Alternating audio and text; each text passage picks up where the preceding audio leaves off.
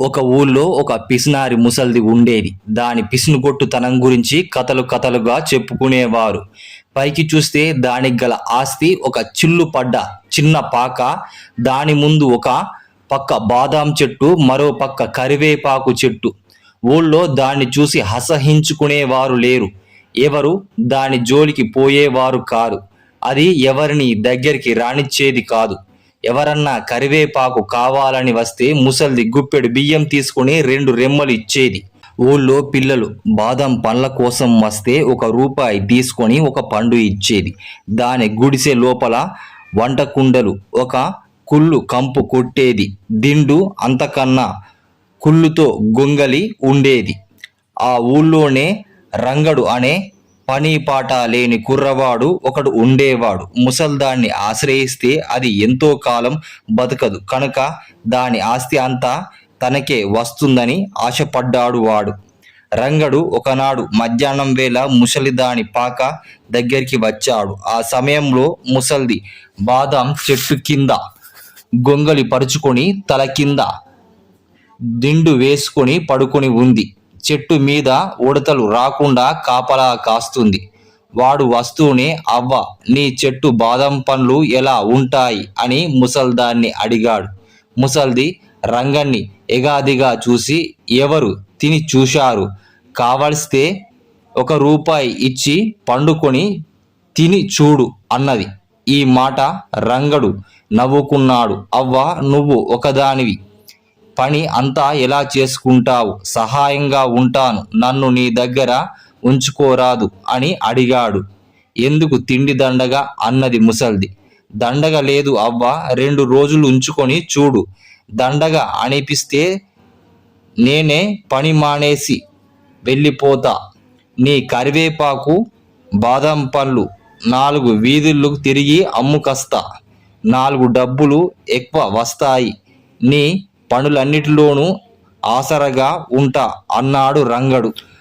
ముసల్ది కాస్త ఆలోచించి, సరే, బాదం పండ్లను ఉడతలు కొట్టకుండా చూస్తూ ఉండు. నాకు తృప్తి కలిగితే నిన్ను పనిలో ఉంచుకుంటా అని దిండు గొంగలి తీసుకొని గుడిసెలోకి వెళ్ళిపోయింది.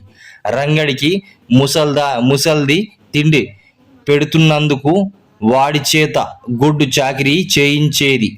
అమ్మకానికి కరివేపాకులు రెమ్మలు కూడా లెక్క కట్టి ఇచ్చేది. ఒక కాని ₹1 తక్కువ వచ్చినా ఊరుకోను అనేది.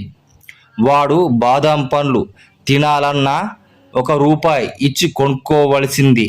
రంగడు ఇవన్నీ భరిస్తూ ముసల్దాని చావు కోసం ఎదురుచూస్తున్నాడు. కొంతకాలం గడిచాక ముసల్దాని శక్తి పూర్తిగా ఉడికిపోయింది. అది తనకు రోజులు దగ్గర పడ్డాయని గ్రహించింది. తన పాక ఊరికే పోవడం దేనికని తనకు తెలిసిన శెట్టి దగ్గరికి ఆ పాక తాకట్టు పెట్టి ఆమె డబ్బు తెచ్చుకుంది.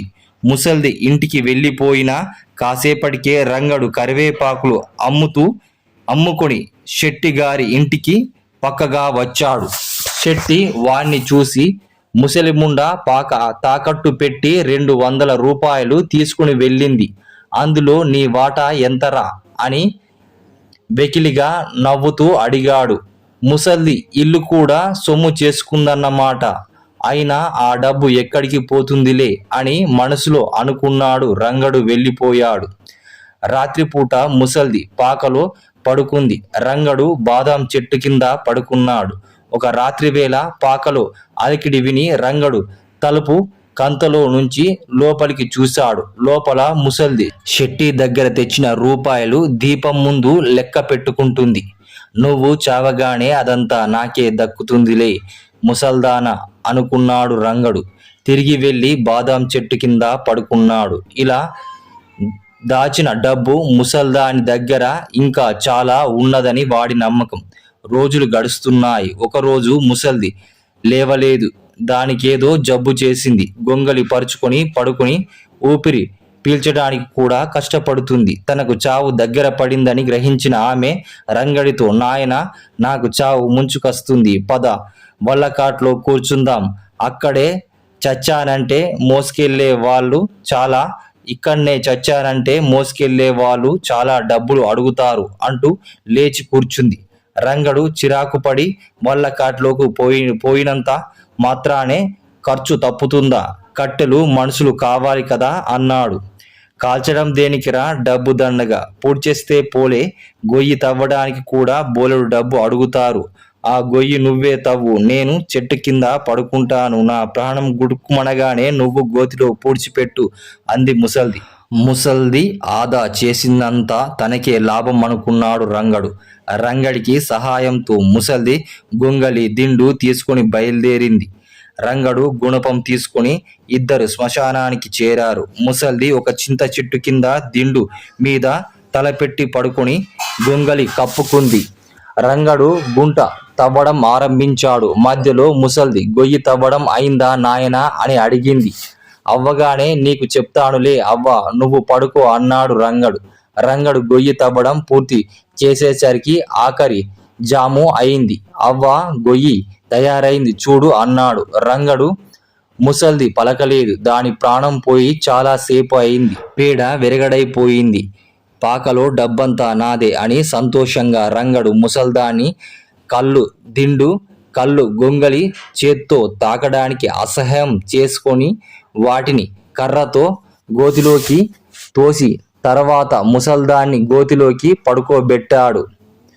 మన్ను కప్పి గబగబా పాక వైపు తిరిగి వచ్చాడు. వాడు లాంతరు వెలిగించి పాక అంతా వెతికాడు. నేల అంతా తవ్వాడు. ఎక్కడా చిల్లి గవ్వలేదు. పాక మీద ఆకులు పీకి చూశాడు. ఏమీ ప్రయోజనం లేకపోయింది.